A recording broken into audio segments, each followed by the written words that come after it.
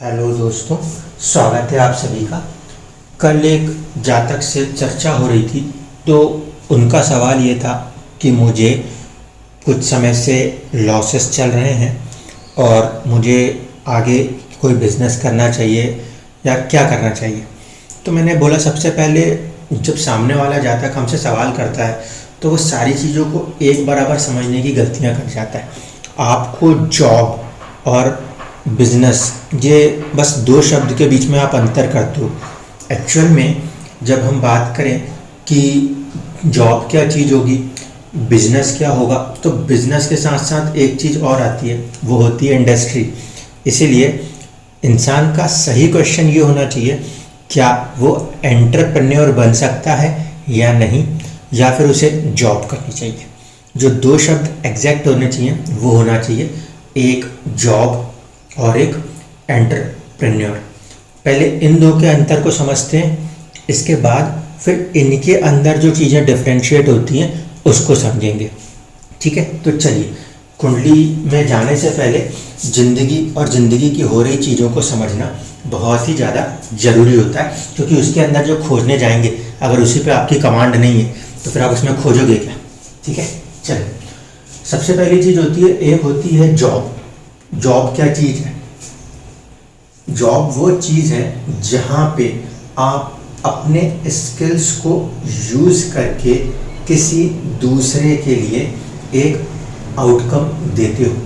अब ये आउटकम जो होगा ये या तो आपको खुद को डायरेक्ट स्टेटस देता हो या किसी दूसरे को वो स्टेटस देता हो। यहाँ पे ये चीज़ों को देखना होता है। ठीक है, अगर किसी भी कुंडली के अंदर आपको ऐसा दिख रहा है कि 10th हाउस में कोई पोटेंशियल है स्टेटस देने की, इसका मतलब है कि इंसान उस केस में अगर कोई भी जॉब कर लेगा तो वो किस कंडीशन में आज की तारीख में आएगा, जस्ट लाइक अ फ्रीलांसिंग में हो सकता है, या वो इस तरीके से हो सकता है जहाँ पे कि उसके अपने काम का उसका खुद का एक नाम है, एक स्टेटस है।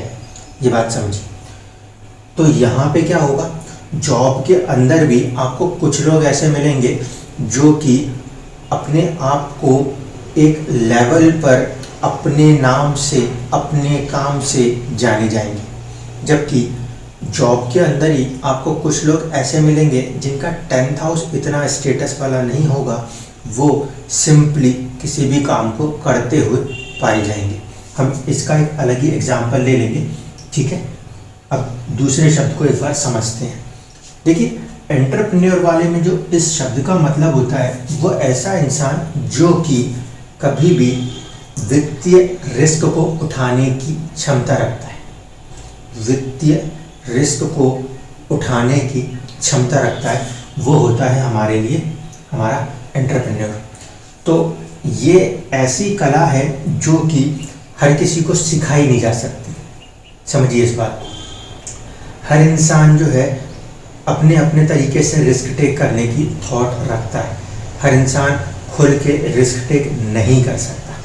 इसीलिए ये जो है ये हम मानते हैं आपको बर्थ के साथ मिली हुई स्किल होती है।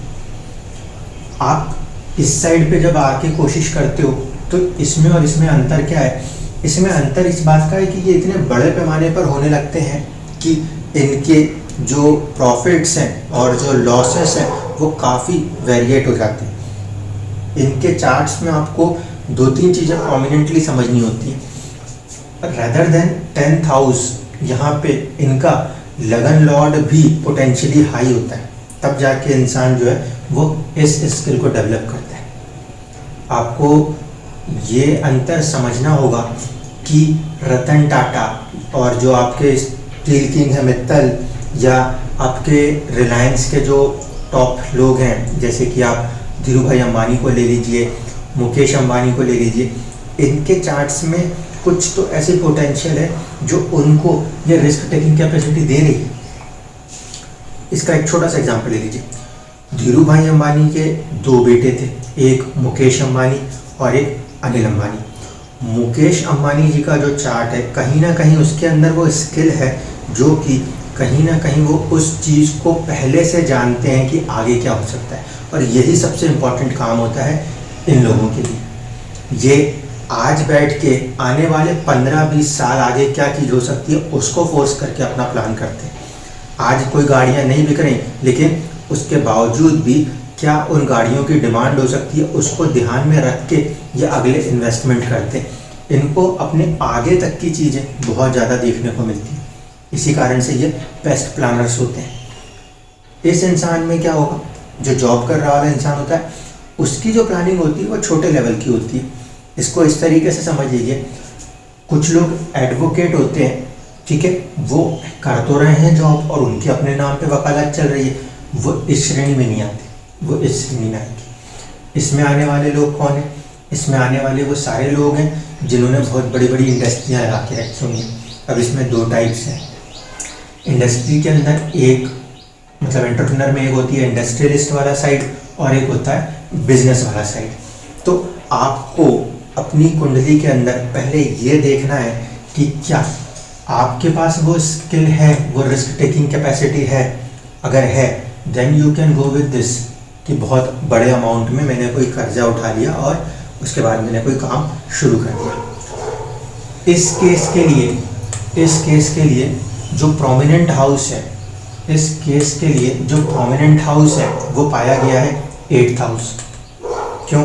क्योंकि 8th हाउस का एक दूसरा पहलू ये है, ये साइकोलॉजी वाला हाउस है। ये साइकोलॉजी का हाउस होने के कारण यहाँ पे जब भी कोई ग्रह बैठा होता है या यहाँ का मालिक अगर स्ट्रांग होता है तो इन लोगों को पूर्व आभास हो जाता है। वो पूर्व आभास ही है जो आने वाले 5 साल से लेकर 15 साल के लिए क्या मुझे इन्वेस्टमेंट प्लान करनी है वो ये देता है।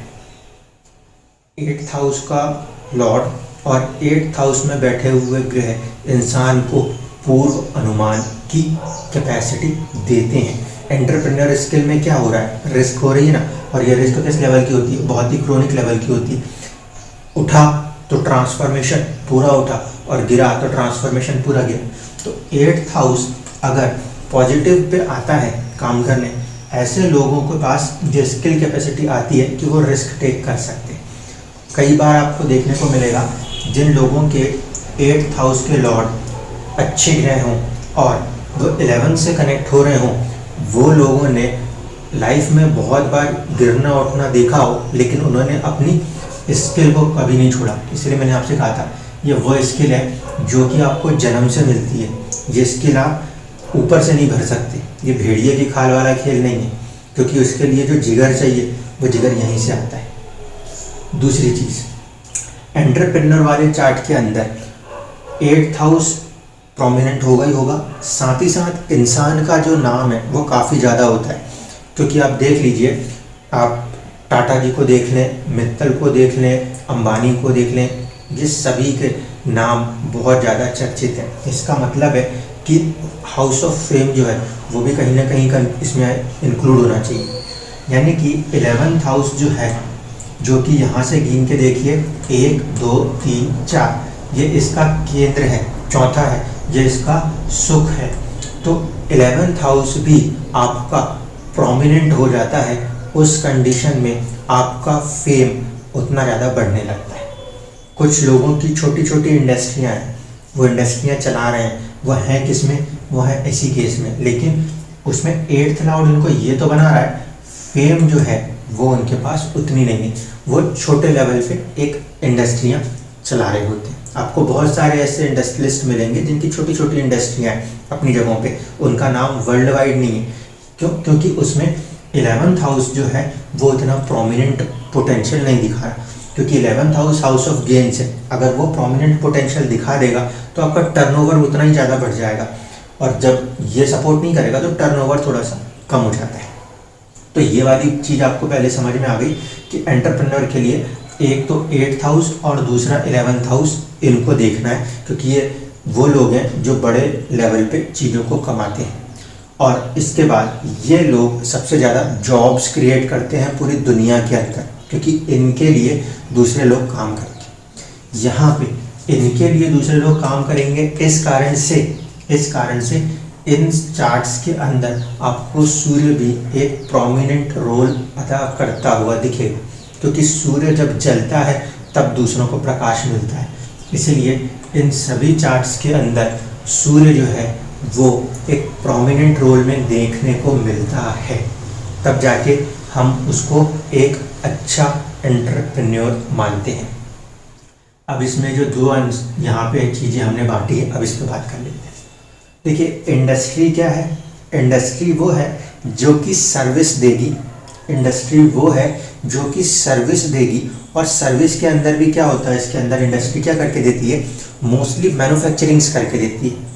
तो यहाँ पे प्रोमिनेंसी क्या है? मैन्युफैक्चरिंग किन चीज़ों की होती है? मैन्युफैक्चरिंग या प्रोसेसिंग होती है फूड्स की या फिर मेटल्स से जुड़े हुए सामानों की। तो कहीं ना कहीं जो इंडस्ट्री वाले लोग होते हैं, इनमें आपको शनि या मंगल की प्रधानता देखने को मिलती है। जितनी भी एनर्जी वाले सेक्टर्स में आप देखते हो ना, तो वहाँ पे Mars and Sun role play करने लगते हैं। और जब आप प्योर इंडस्ट्रीज देखते हो, जैसे रेलवे से लेकर आपकी जितनी भी इंडस्ट्रीज़ हैं, वो सब किस में आ जाती हैं? लोहे वाले सारे काम हम शनि में ले आते हैं। शनि जो है वो लेबर का मेन कोर प्लैनेट है, हार्ड वर्क प्लैनेट इसके पास है, और साथ ही साथ वहाँ पे वर्क कर पाने का पोटेंशियल देना यह हार्डकोर लेबर है, ठीक। लेकिन इसके साथ साथ मंगल का पोटेंशियल भी होना ज़रूरी है। अगर ये दोनों पोटेंशियल एक साथ हो जाते हैं, तब जाके इंसान एक अच्छा इंडस्ट्रियलिस्ट क्रिएट कर जाता है। या फिर दूसरा कॉम्बिनेशन देखिए, अगर शनि को मंगल की जगह गुरु का सपोर्ट आ जाता हो, अगर किसी कुंडली में शनि को मंगल की जगह जुपिटर का सपोर्ट आ जाता हो, तो ऐसी कंडीशन में वो इंसान कभी कभी इनोवेटिव आइडियाज़ के साथ प्रोडक्ट क्रिएट करता है।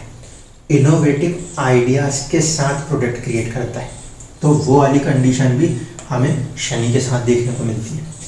अब ये दोनों के बाद अगला पोटेंशियल जो होता है वो होता है कि राहु और 8th हाउस के लॉर्ड का कोई कनेक्शन आता हो कुंडली में।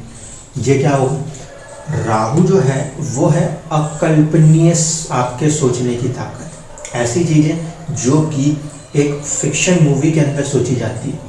तो ऐसे लोग ये जो है ना, इस फॉर्मेशंस के लोग, ये लोग ऐसे काम करके दिखाते हैं जिसके बारे में हमने कभी सोचा भी नहीं होता। जैसे कि आप देखो, एक मोबाइल टेक्नोलॉजी आई, तो मोबाइल टेक्नोलॉजी के लिए किसी इंसान ने अपना पहले दिमाग लगाया होगा कि ऐसा कुछ हो सकता है। जिसने वहाँ से शुरुआत की होगी उसके केस में आपको राहु मिलेगा। फिर आप देख लो, फेसबुक की टेक्नोलॉजीज है। फेसबुक की टेक्नोलॉजी के लिए क्या है?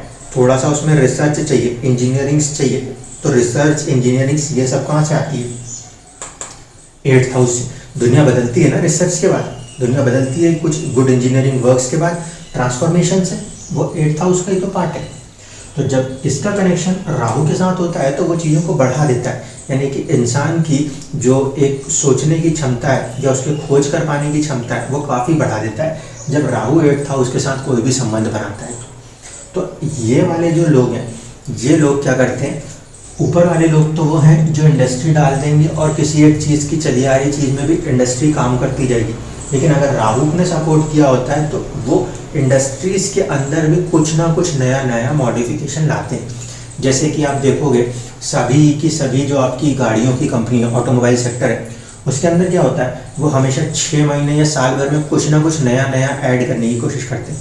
यानी कि 8th हाउस का इनोवेशन पीछे काम कर ही रहा होता है, और ऊपर से ये कुछ ना कुछ मॉडिफिकेशन, शेप बदलना है, कभी लाइट्स बदलनी है, कभी ब्रेक की टेक्नोलॉजीज लेके आनी है, कभी कुछ नया लाना है। ये सब कुछ ये फॉर्मेशंस होती है, और इनमें क्योंकि जो प्रोडक्ट्स हैं ना उसमें नयापन आता है, इसीलिए इंसान जब पुराने से उभर जाता है तो वो नया सामान खरीदता है।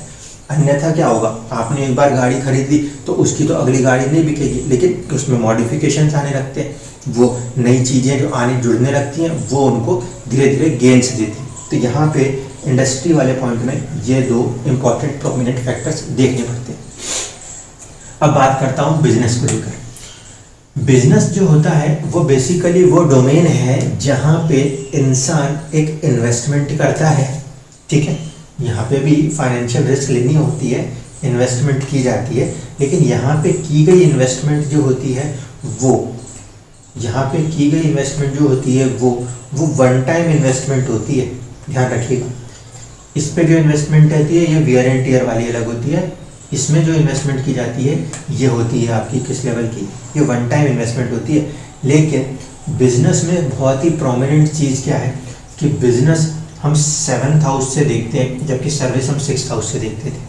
6th हाउस दुश्मनों को निपटाने वाला काम करता है, कंपटीशन है, इसीलिए जितने भी ये इंडस्ट्रियलिस्ट साइड है यहाँ पे आपको हमेशा एक ये वाला फैक्टर नज़र आता है कि एक दूसरे से कंपटीशन है, तो ये इस साइड में आता है।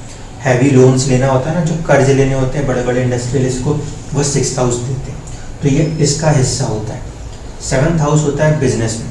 अब देखिए 7th हाउस है बिजनेस में, इसमें 2-3 चीज़ें ध्यान रखने की। जो 7th हाउस ऑफ बिजनेस है उसको पॉजिटिव सपोर्ट चाहिए होता है आपके 2nd हाउस का, जबकि ये दोनों हाउस आपको षडाष्टक दिखेंगे।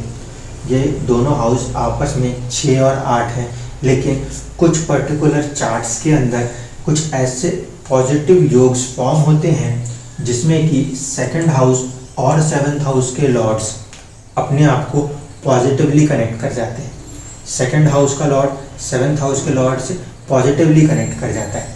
ऐसी कंडीशन में इंसान के पास उसकी एक वाणी आती है, बोलने की कैपेसिटी आती है। क्योंकि देखिए बिजनेस जो है ना, बिजनेस वो कला है जिसमें कि आपको अपनी वाणी इस्तेमाल करनी होती है, सामने वाले को मोहित करना होता है ताकि वो चीज़ों को खरीद सके। अंतर समझिएगा।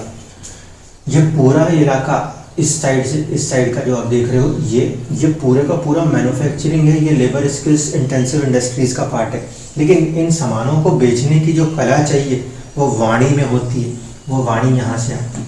तो सबसे इम्पोर्टेंट, सामानों को बेचने के लिए जितनी भी चीज़ें चाहिए या जितने भी ऐसे काम हैं जिसमें कि आपने कोई एक इनिशियल इन्वेस्टमेंट किया, फिर आप उसके बाद कोई भी चीज़ों को, सामानों को दूसरे को लाकर बेचते हो। अब टाटा जी जो है वो गाड़ी बनाने में तो महारत है, ठीक, लेकिन क्या वो सामान बेचने जाएंगे तो बिकेगा? नहीं। क्यों? क्योंकि देखो इसमें जो है ना, आप लेबर्स के साथ डील करते हो, यहाँ बातचीत करने का तरीका थोड़ा सा नेचुरली एक अलग होगा, नेचुरली अलग होगा।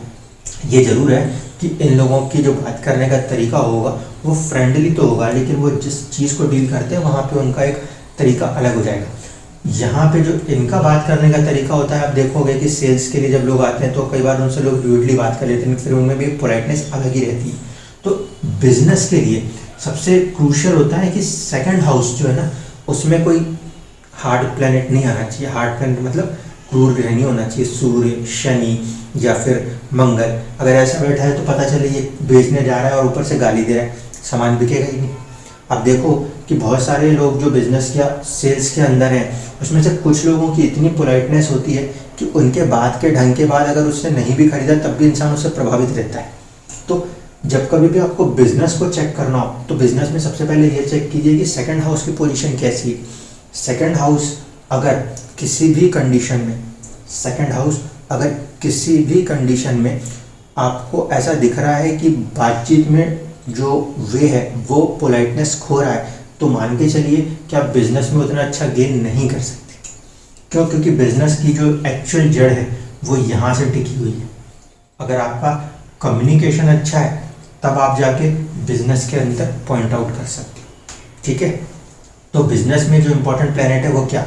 वाणी का कारक मर्क्यूरी, ठीक है। दूसरा जुपिटर, क्योंकि जुपिटर वो कला है, वो विजडम है जो कि कई बार आपको अपने वाणी के साथ मिला के प्रस्तुत करनी होती है और आपका काम बनने लगता है, ठीक है। मर्क्यूरी और जुपिटर, साथ ही साथ वीनस जो होता है वो बेसिकली इंसान की क्रिएटिविटी को दिखाता है। ऐसे कुछ बिजनेसेस हैं जिसमें कि इंसान की कला ही अपने आप बिक जाती है। जैसे कि आपने कोई बहुत ही अच्छी सी डिज़ाइंस बनाई हो, तो ये जो है ये क्रिएटिविटी है। तो वो डिज़ाइन को देखने के बाद लोग आते हैं दुकान में, बोलना नहीं पड़ता ग्राहक को, वो पसंद करता है डिज़ाइन और ख़रीद ले जाता है।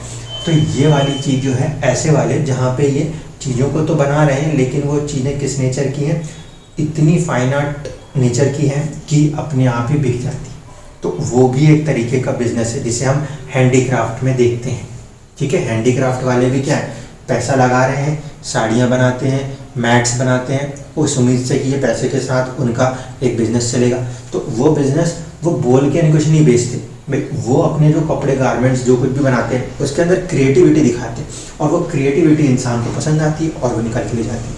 तो यहाँ पे वीनस हो गया, मरकरी हो गया, मून, जुपिटर। मून क्या है, जितने भी आपके फूड सेक्टर्स हैं ना, वो फूड सेक्टर्स में कहीं ना कहीं चंद्रमा एक इम्पॉर्टेंट रोल लेके आता है। या कभी कभी वाइन सेक्टर्स जो होता है, पब्स, उनके अंदर भी मून जो है उसका रोल देखने को मिलता है। तो इस तरीके के जो बिजनेस हैं खाने पीने वाले हैं, उसमें वीनस भी हो सकता है, चंद्रमा भी हो सकता है। जितने भी आपके बोल के किए जाने वाले बिजनेसेस हैं, जैसे कि आज के ज़माने में आप देखते हो कोचिंग इंडस्ट्रीज़ हैं, उसके अंदर मर्क्यूरी एंड जुपिटर भी एक रोल प्ले कर रहे होते हैं। तो ये चीज़ होती है हमारे लिए एंटरप्रेन्योर की। आपको पहले ये समझना है कि आपकी ज़िंदगी में स्किल कौन सी अच्छी है। चार्ट में आपको लग रहा है कि भाई आपके बातचीत के तरीके से आप थोड़ा सा रूड कंडीशन में बात कर सकते हो, चीज़ों को, लेबर्स को डील कर सकते हो, तो फिर आप इंडस्ट्री के पॉइंट पे सोच सकते हो। और अगर आपको लगता है कि मेरे बातचीत करने का ढंग बहुत ही पोलाइट है, मैं जब बात करूँगा सामने वाला उससे प्रभावित होता है, तो ऐसे लोग क्या करें, वो फिर सोचे बिजनेस के बारे में। चार्ट में क्या समझना है, चार्ट में अब इस बात को यहाँ लगाना है कि भाई इंसान के अंदर मेहनत करने की क्षमता शनि बताएगा, उसका नेचर क्या है, नीच तो नहीं है, नीच हो गया तो प्रॉब्लम कर देगा। बहुत ज़्यादा एनिमिकल साइन तो नहीं ले रहा, या बहुत ज़्यादा एनिमीज के साथ तो नहीं बैठ रहा कि इंसान घबरा जाए। अगर वैसा कोई फॉर्मेशन नहीं है, शनि ठीक ठाक है और 6th हाउस प्रोमिनेंट है, यानी कि आप लोन ले सकते हो, कर्ज ले सकते हो, काम कर सकते हो, अगर ये आपको दिखाई देता है तो फिर आप इंडस्ट्री की तरफ जाओ। आपको राहु और 8th हाउस का फॉर्मेशन दिखता है तो आप इंडस्ट्री में जाने के बजाय पहले किसी चीज़ पर रिसर्च करो। वो काम जो आप करोगे, क्योंकि आप उसको बना के नहीं बेच सकते, उसके लिए उस टेक्नोलॉजी को इंडस्ट्री के थ्रू बेचने जाओ। तो ये वाले तरीके यहाँ पे लगाए जाएंगे। जब आप कुंडली देख रहे हो, आपको लगता है कि नहीं भाई 2nd हाउस में एक प्रोमिनेंसी है, 2nd हाउस का लॉर्ड पॉजिटिव आ जाए, 2nd हाउस का लॉर्ड पॉजिटिव होने के बाद देखिए उसकी कंडीशन क्या होगी। 2nd हाउस का लॉर्ड जो होगा उसके ऊपर 6th हाउस, 2nd हाउस का लॉर्ड जो होगा उसके ऊपर 6th हाउस का इम्पैक्ट थोड़ा सा कम होना चाहिए। क्यों? क्योंकि ये शत्रुता वाला भाव लेके चलता है। इसने वाणी उठानी है और 2nd लॉर्ड के साथ कनेक्शन बनाया तो शत्रुता की वाणी हो जाएगी। इसको थोड़ा सा समझना, क्योंकि ये इससे 12th होता है। अगर 2nd हाउस का लॉर्ड 5th हाउस के साथ कनेक्ट हो जाए तो आप अपने दिमाग और अपनी वाणी का कंट्रोल रख रहे हो। 2nd हाउस का लॉर्ड 3rd हाउस से कनेक्ट हो जाए, जैसे कि शनि की राशि में हो सकता है 10 नंबर और 11 नंबर, तो यहाँ पे पोटेंशियल आएगा। लेकिन शनि थोड़ा सा रूट प्लैनेट है, वहाँ पे ज़रूरत होगी शनि के ऊपर आइदर कोई कनेक्शन आ जाए जुपिटर के साथ या उसके ऊपर एस्पेक्ट आ जाए। ऐसी कंडीशन में सॉफ्ट वाणी के साथ, संयम के साथ काम हो सकता है। इस तरीके से हमें चार्ट्स के ऊपर इनको लगाना है। बिजनेस के लिए हमें यही ध्यान रखना है पहले कि हमारा 2nd हाउस, हम ज़्यादा से ज़्यादा लोगों को इन्फ्लुएंस कर भी सकते हैं कि नहीं कर सकते, ये पहली चीज़। कभी कभी ऐसा होता है कि आपका 10th हाउस का लॉर्ड आ गया 7th के अंदर, या 7th हाउस का लॉर्ड उठा के चला गया 10th के अंदर, लेकिन आपका जो चार्ट देखा तो वहाँ पे 6th हाउस जो है उसको बहुत ज़्यादा बल है, 6th हाउस में बल है, 7th हाउस में बल नहीं है। ऐसी कंडीशन में हम मानते हैं कि वो लोग पॉलिटिशियंस आ जाते हैं, क्योंकि पॉलिटिशियंस के चार्ट में भी क्या होता है, ये बहुत अच्छी वाणी को रखते हैं, इनकी बात करने के तरीके से भीड़ इनकी तरफ मोहित होती है, और ये जो है ये जनता का भी भाव है, तो जनता के लिए की गई सेवा, ये कनेक्शन कभी कभी इंसान को पॉलिटिक्स में बहुत अच्छा बनाता है।